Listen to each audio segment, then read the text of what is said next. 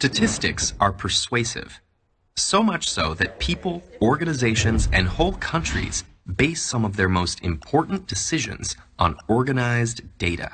But there's a problem with that. Any set of statistics might have something lurking inside it, something that can turn the results completely upside down. For example, imagine you need to choose between two hospitals for an elderly relative's surgery.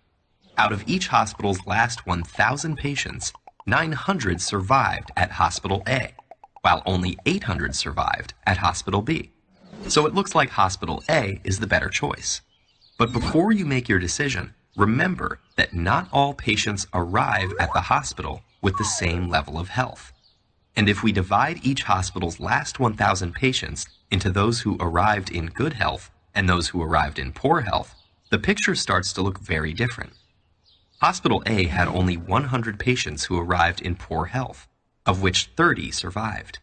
But Hospital B had 400, and they were able to save 210.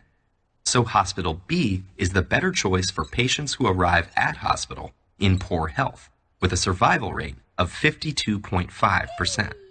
And what if your relative's health is good when she arrives at the hospital? Strangely enough, Hospital B is still the better choice, with a survival rate of over 98%. So how can Hospital A have a better overall survival rate if Hospital B has better survival rates for patients in each of the two groups?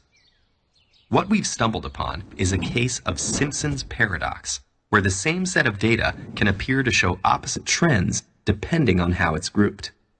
This often occurs when aggregated data hides a conditional variable, sometimes known as a lurking variable, which is a hidden additional factor that significantly influences results. Here, the hidden factor is the relative proportion of patients who arrive in good or poor health. Simpson's paradox isn't just a hypothetical scenario.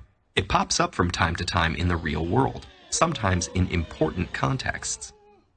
One study in the UK appeared to show that smokers had a higher survival rate than non-smokers over a 20-year time period.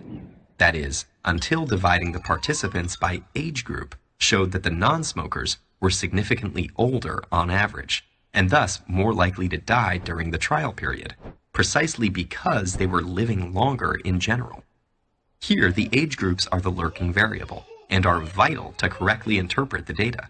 Unfortunately, there is no one-size-fits-all answer. Data can be grouped and divided in any number of ways, and overall numbers may sometimes give a more accurate picture than data divided into misleading or arbitrary categories. All we can do is carefully study the actual situations the statistics describe, and consider whether lurking variables may be present.